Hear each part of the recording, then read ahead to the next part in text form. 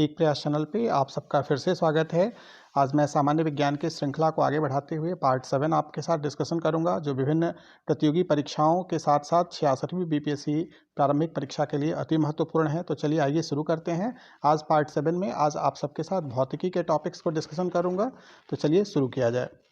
सबसे पहले टॉपिक है मात्रक एवं इकाई। विभिन्न प्रश्न इससे पूछे जाते हैं, जैसे शक्ति, जिसे पावर इंग्लिश में कहा जाता है, that is equal to work upon time is equal to joule पर unit time, that is equal to watt. यहाँ पे क्या है, शक्ति का मात्रक इंडिकेट किया जा रहा है कि शक्ति जो है उसको पी से डिनोट करते हैं और उसका मात्रक क्या होता है, वॉट होता है। उसी तरह से कार्य जो होता है इंग्लिश में वर्क बोलते हैं और वर्क का यूनिट क्या होता है, जूल, या कैपिटल जे भी कहीं लिखा रहेगा तो जूल को इंडिकेट करता है। फिर आता है कई बार प्रश्न कि प्रकाश वर्ष क्या होता है। तो प्रकाश द्वारा एक वर्ष में जितनी दूरी चली जाती है वह एक प्रकाश वर्ष कहलाता है। तो एक प्रकाश वर्ष इज इक्वल टू कितना होता है, तो 9.46 इंटू 10⁻15 मीटर के टर्म में अगर कहा जाए।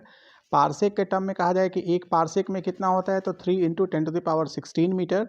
और एक पारसेक जो है प्रकाश वर्ष के टर्म में बात किया जाए तो 3.262 प्रकाश वर्ष के बराबर होता है। फिर कई बार प्रश्न आता है कि पारसेक क्या होता है। तो लंबी खगोलीय दूरी व्यक्त करने में इसका उपयोग किया जाता है पारसेक का।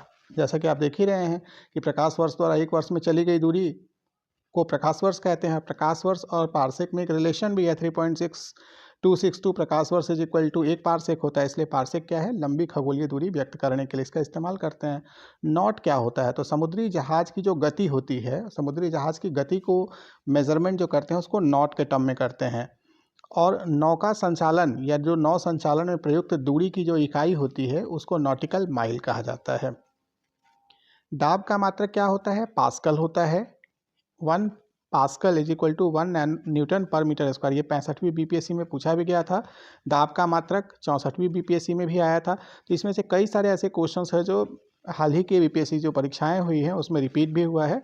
एक बैरल में कितना लीटर होता है, 159 लीटर या 158.9873 लीटर के बराबर होता है।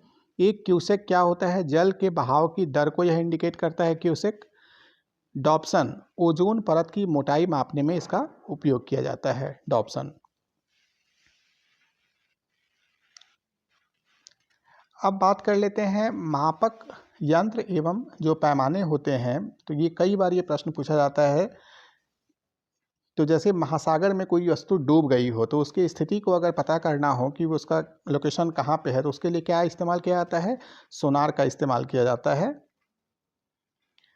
सोनार में बेसिकली होता क्या है, तो इसमें जो है पराश्रव्य तरंगें निकलती हैं और वो तरंगें टकरा करके जब लौट के आती हैं तो उसके बेस पे उसकी दूरी को मेजर किया जाता है। और सामान्यतः नौ संचालकों के द्वारा इसका प्रयोग किया जाता है।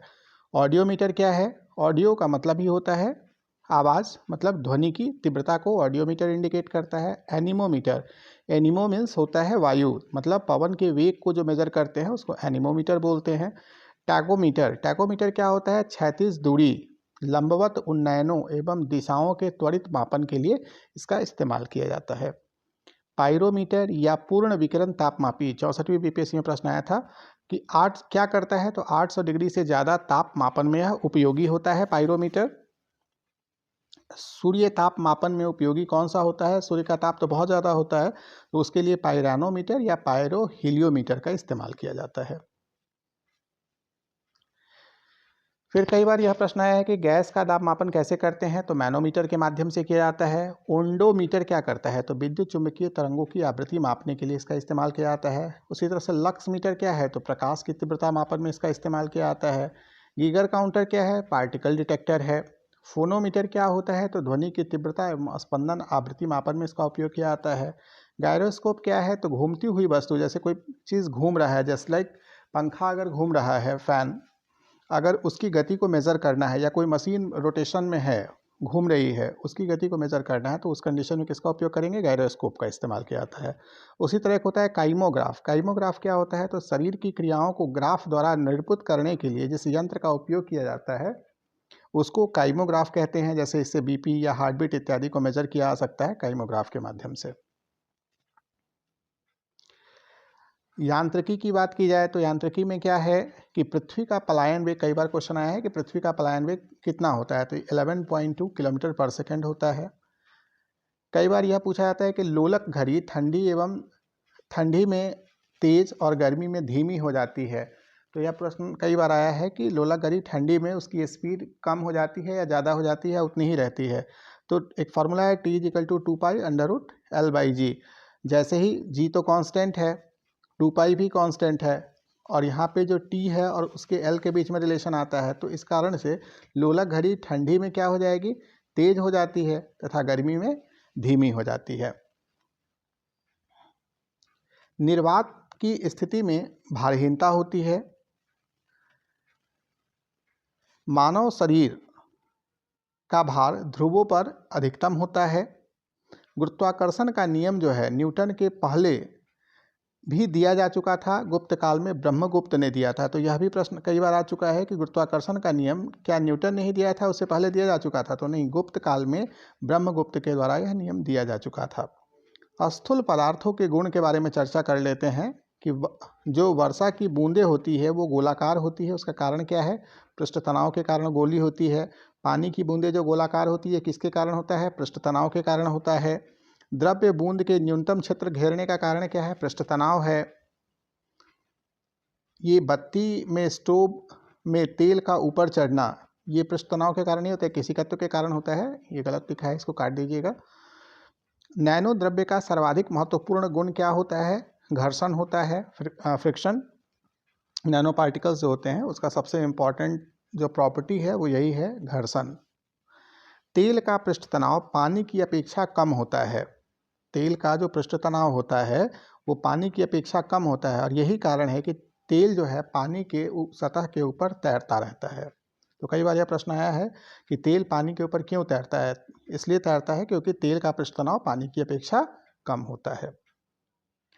केशिकत्व की बात कर लेते हैं। केशिकत्व का मतलब होता है कि जैसे दिया है या लालटेन जो पहले आते थे उसमें तेल क्या होता था, जो उसमें बत्तियां लगी रहती थी उसके माध्यम से वो ऊपर तक पहुंच जाता था। मतलब केशिकत्व में क्या होता है, सोखते द्वारा स्याही का सोखना, या जो पहले पेन्स इस्तेमाल होते थे लिखने में उसमें भी ये चीज़ें होती थी कि स्याही को खींच लेता था। भूमिगत जल का ऊपर चढ़ना, सूती कपड़े पर जल की बूंद का फैल जाना, लालटेन एवं लैंप की बत्ती में तेल का चढ़ना, ये सारे किसके उदाहरण हैं? केशिकत्व, जिसे कैपिलरी एक्शन कहते हैं, उसके ये सब उदाहरण हैं। अब एक बात कर लेते हैं कि हाइट जैसे जैसे बढ़ेगी, हाइट बढ़ने के साथ साथ क्या होता है? प्रेशर कम होता चला जाता है। हवाई जहाज में जब हम ऊंचाई पे जाते हैं तब पेन के अंदर प्रेशर अधिक एवं बाहर कम हो जाता है। ऑब्वियस सी बात है, जैसे हम हाइट पे बढ़ रहे हैं, अगर हवाई जहाज में चलेंगे तो हाइट बढ़ेगी तो प्रेशर क्या है? कम है। और पेन के अंदर का प्रेशर क्या है? ज़्यादा होता है तथा बाहर का कम होने के कारण इंक बाहर निकलने लगता है। क्योंकि पेन के अंदर का प्रेशर ज़्यादा है, बाहर प्रेशर कम है, तो एटमॉस्फेरिक प्रेशर जो नीचे लग रहा था ग्राउंड पे, अब ऊपर में प्रेशर कम हो गया तो इंक क्या होगा? पेन से बाहर निकल जाएगा। हाइड्रोलिक मशीन क्या होते हैं? तो पास्कल के नियम पर यह आधारित होता है हाइड्रोलिक मशीन। तो कई बार यह प्रश्न आया कि हाइड्रोलिक मशीन किसके नियम पर आधारित है? तो पास्कल के नियम पर आधारित है। अब एक जल से संबंधित क्वेश्चन कई बार आता है, तो इस कंसेप्ट को यहाँ क्लियर कर देता हूँ मैं आप लोगों को कि at 4 degree centigrade, 4 degree centigrade पे क्या होता है? तो 4 डिग्री सेंटीग्रेड पे जल का आयतन न्यूनतम होता है तथा घनत्व तो अधिकतम होता है। इस लाइन को आप याद कर लें कि 4 डिग्री सेंटीग्रेड पे जब तापमान होता है तो जल का आयतन न्यूनतम होता है तथा घनत्व क्या होता है? अधिकतम होता है।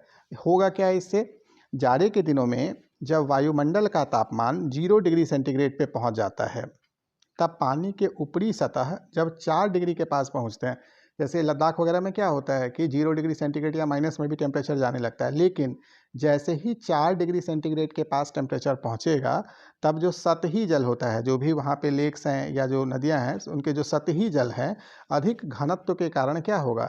नीचे चली जाती हैं और नीचे का जल ऊपर आ जाता है। क्योंकि नीचे का जल गर्म ही रहता है तो वो ऊपर आने लगता है घनत्व के डिफरेंस के कारण। और यह प्रक्रिया तब तक चलती रहती है जब तक पूरा पानी 4 डिग्री सेंटीग्रेड पे न आ जाए। फिर जब सतह का तापमान 4 डिग्री से कम होने लगता है तो क्या होगा? पानी जो है, जैसे सतह पूरे जल का टेम्परेचर नीचे से ऊपर तक का टेम्परेचर अगर 4 डिग्री हो गया तो अब क्या होगा? सतह का जो टेम्परेचर है 4 डिग्री से नीचे जाने लगेगा, तो ऊपरी सतह पर क्या होगा? 0 डिग्री तक आते आते बर्फ़ जम जाएगी। और जैसे ही वो बर्फ़ जम जाएगी तो बर्फ़ क्या होता है? ऊष्मारोधी का काम करने लगेगा। ऊष्मारोधी का काम करने लगेगा तो बर्फ़ की साइज़ धीरे धीरे बढ़ेगी, लेकिन जो उसके नीचे का जो जल है वो जल क्या रहेगा, द्रव्य अवस्था में ही रहेगा। वही चीज़ लिखा है, तथा जल में विद्यमान ऊष्मा बाहर नहीं जा पाती है।